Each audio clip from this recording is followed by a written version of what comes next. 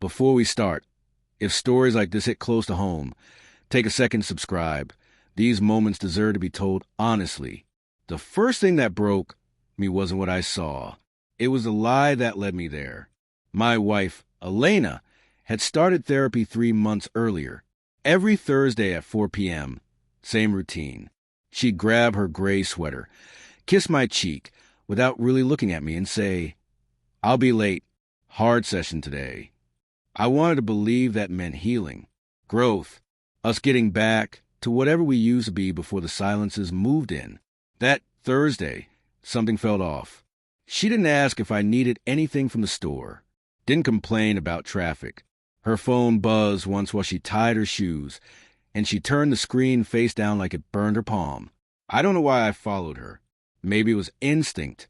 Maybe it was the way love turns into fear. So, quietly, you don't hear it happen. I stayed 3 cars back, heart thudding, telling myself I was crazy. She didn't drive toward the clinic downtown. She merged onto the highway, took the exit near the river. My hands were slick on the steering wheel when she slowed in front of the Harborline Hotel. A hotel, not a medical building, not a quiet office with plants and soft lighting. I parked across the street and watched her sit in the car for a moment. She checked her reflection in the mirror, smoothed her hair, smiled small, private, a smile I hadn't seen aimed at me in a long time. Then she got out and walked inside. I stared at the revolving door like it might spit out an explanation.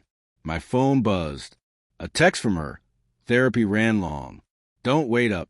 I stayed there for 10 minutes. 20. Each second louder than the last. People came and went. Businessmen. A couple holding hands.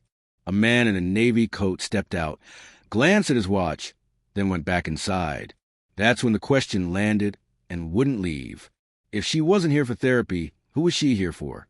I told myself to leave. I didn't. I crossed the street like my body had decided before my mind could catch up. The hotel lobby smelled like citrus cleaner and expensive coffee.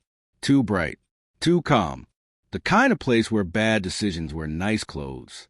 I stood near a fake palm, pretending to scroll my phone, watching the elevator doors. Elena came down 10 minutes later. She wasn't alone. He was taller than me. That's the stupid detail my brain clung to first. Dark jacket, easy posture. His hand rested at the small of her back, like it had earned the right to be there. She laughed, soft, unguarded. The sound punched harder than anything else. They didn't kiss. Not yet. They didn't have to. The intimacy was already done, written all over them. My phone buzzed again. Another text from her. Heading out now. Love you. I watched her say something to him. Watched him lean in, whisper back. She nodded. Then she turned toward the exit. I stepped behind a pillar as she passed, my chest tight, my ears ringing. She walked right by me, inches away. I caught her perfume, the one she said gave her headaches, so she stopped wearing it at home. The man stayed behind, checking his phone. I stared at his reflection in the glass until my jaw hurt from clenching. When I got back to my car, I sat there shaking. I replayed every Thursday, every hard session. Every night, she came home distant but calm, like something heavy had already been set down somewhere else. At a red light, curiosity finally beat fear. I opened our phone plan app, scrolled through call logs I never thought to look at before. One number showed up constantly. Short calls, long ones, late. I copied it, pasted it into my contacts. A name popped up, Mark R. Under it, a photo loaded slowly. Too slowly. When it finished, my stomach dropped. I knew that face. I'd shaken his hand once. At a fundraiser. Months ago. Elena had introduced him with a smile that made sense now. "This is Mark," she'd said. "He really listens." The light turned green. Cars honked behind me. I didn't move, because the realization hit all at once, and it was worse than the hotel, worse than the lie. This wasn't new. It was practiced. I didn't confront her that night. I let her come home, slip off her shoes, and tell me therapy was draining but helpful. I nodded. I listened.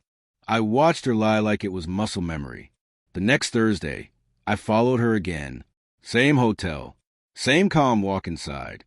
I parked, got out, and this time I didn't hesitate. I waited near the elevators. When the doors opened, they stepped out together. Too close, too familiar. Mark saw me first. His face drained the color. Elena turned, confused for half a second, then completely undone. "What are you doing here?" she whispered. I laughed, a dry, broken sound. "That's my line." She started talking fast. Therapy, feelings, boundaries crossed. Nothing physical at first. Then silence said what she wouldn't. Mark tried to step in. "I think this is private." I looked at him. "You bill my insurance." That shut him up. Elena cried. Real tears this time. Said she felt seen. Said she didn't mean for it to happen. Said she loved me but didn't know who she was anymore. I told her I believed all of that. "And I'm still done," I said. We didn't scream. That hurt worse. I asked her to pack a bag. I told her I'd file a complaint. Not out of revenge, out of respect for myself. That night, alone in the apartment, I noticed how quiet peace can be.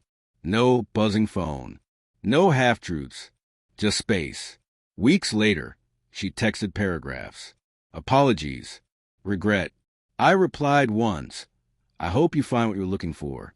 Just not at my expense." Healing didn't come fast, but it came honest. If the story stirred something in you, anger, sadness, recognition, drop your thoughts in the comments. And if you want more real stories like this, hit subscribe. You're not alone.